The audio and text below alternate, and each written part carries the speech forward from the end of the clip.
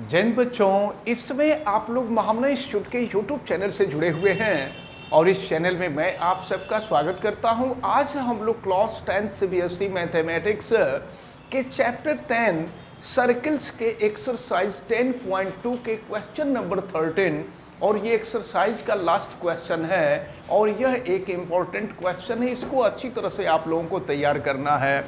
तो देखें क्वेश्चन दिया क्या है, proof that the opposite sides of quadrilateral.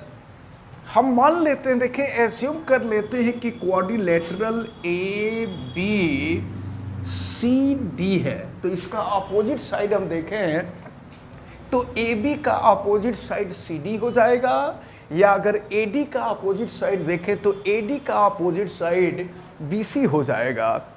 अब देखिए क्या दिया हुआ है, quadrilateral circumscribing a circle subtended supplementary angles at the center of the circles।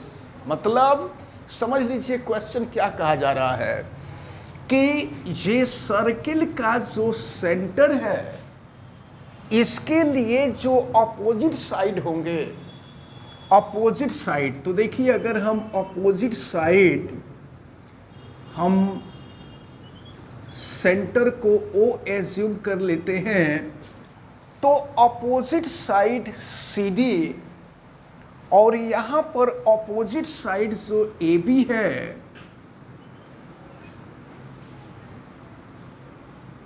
समझिए क्वेश्चन में कहा क्या जा रहा है।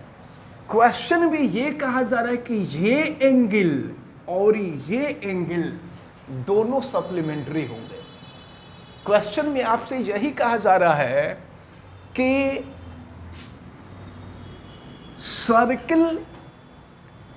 सर्किल पर कोई क्वाड्रिलेटरल सब्सक्राइब हुआ है और आपको ये प्रूफ करना है कि अपोजिट साइड के द्वारा सर्किल के सेंटर पर जो एंगल इंक्लाइंड होगा ये दोनों सप्लीमेंट्री होंगे।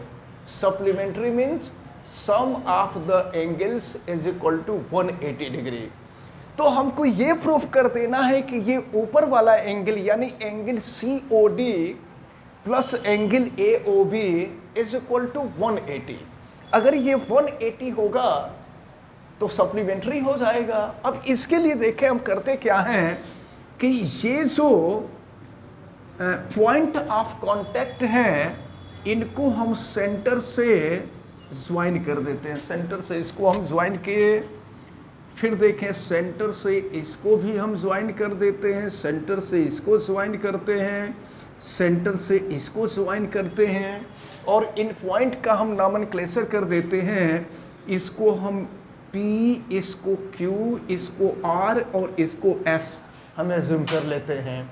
और फिर देखें हम एंगल का अगर नॉमेनक्लेचर कर दे, देखिए इसको हम एंगल, इसको एंगल 1, इसको 2, इसको 3, इसको 4, इसको 5, 6, 7, 8 हम एंगल का नॉमेनक्लेचर कर लेते हैं। इस तरह से इस क्वेश्चन को सॉल्व करना काफ़ी इजी हो जाएगा।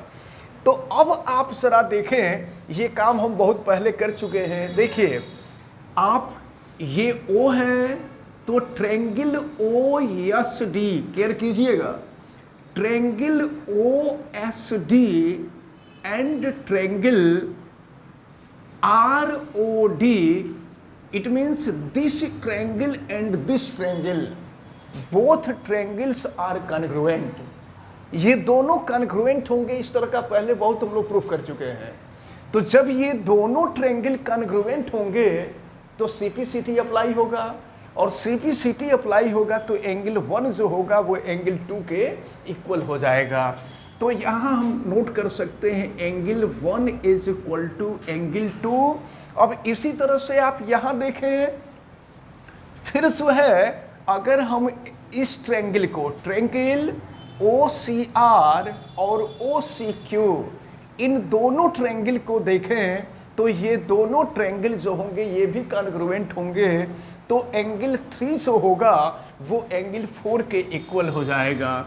Angle 3 is equal to angle 4। अब similarly angle 5 equal to angle 6, ये हो जाएगा angle 5 is equal to angle 6 and angle 7 is equal to angle 8, ये हो जाएगा angle 7 is equal to angle 8।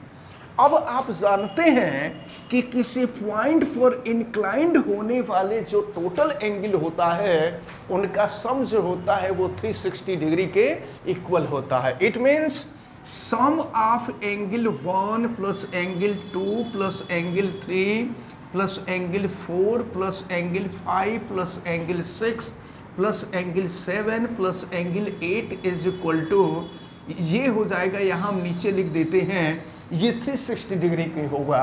और जरा एक बात और केयर करना है हम लोगों को, ये हम लोग केवल ऊपर यानी 2, 3 को लेना है और नीचे 6, 7 को लेना है। ये माइंड में रखना होगा कि जहाँ कहीं भी होगा, अगर 1 होगा तो वहाँ 2 कर देंगे, 4 होगा तो 3 कर देंगे, 8 होगा तो 7 कर देंगे, 5 होगा तो 6 कर देंगे, क्योंकि हमको सप्लीमेंट्री प्रूफ करना है।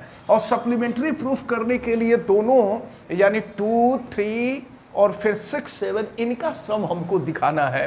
तो अब चले देखें, एंगल 2 के जगह पे एंगल, ऐसे कह लीजिए एंगल 1 के जगह पे हम एंगल 2 यहाँ कर रहे हैं, तो एंगल 1 के जगह पे एंगल 2 हो जाएगा प्लस एंगल 2 है, और फिर ये है एंगल 3।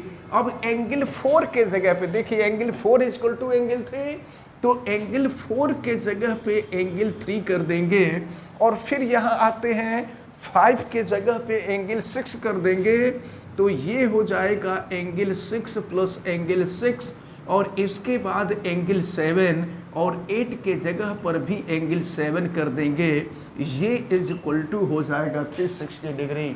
अब फिर देखें, एंगल 2 प्लस एंगल 2 ये हो गया 2 एंगल 2, एंगल 3 प्लस एंगल 3 ये हो गया आपका 2 एंगल 3, और फिर ये हो जाएगा एंगल 6 प्लस एंगल 6, ये हो गया 2 angle 6, angle 7 plus angle 7, 2 angle 7 is equal to हो जाएगा 360 डिग्री। अब हम इसको 2 से डिवाइड कर दें, तो 2 से डिवाइड कर देंगे तो angle 2 plus angle 3 plus angle 6 plus angle 7 is equal to हो जाएगा 360 डिग्री। अब देखिए 2 प्लस 3 क्या होगा, angle 2 plus angle 3 is equal to angle COD। यहाँ 2 प्लस 3 के जगह पे हम रख देंगे एंगल COD, और 6 प्लस 7 के जगह पे क्या लिख देंगे, एंगल AOB। ये हो गया angle AOB is equal to, sorry 2 से हम डिवाइड, देखिए 2 जो है हम अगर कॉमन ले लिए थे, तो 2 कॉमन लेने के बाद इसको जब अपोजिट साइड में ले जाएंगे तो ये हो जाएगा 360/2, और फिर 360 को 2 से कट कर देंगे तो ये हो जाएगा 180, यानी ये हो जाएगा आपका 180। तो अब आपने देखा कि एंगल AOB ये AB के द्वारा इंक्लाइंड होने वाला एंगल था सेंटर पर, और फिर CD के द्वारा अब जो है सेंटर पर इंक्लाइंड होने वाला एंगल COD था, और दोनों का सम आप देख रहे हैं कि 180 डिग्री के इक्वल आया है।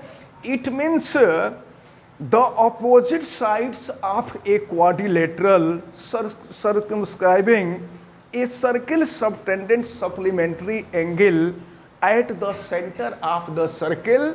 अब ये दैट प्रूव्ड लास्ट में यहाँ हम लिख देंगे दैट प्रूव्ड। तो इस प्रकार ये जो क्वेश्चन नंबर 13 था, ये क्वेश्चन नंबर 13 आपका सॉल्व होता है। यह एक इम्पॉर्टेंट क्वेश्चन था, इसको बहुत अच्छी तरह से तैयार रखे रहिएगा।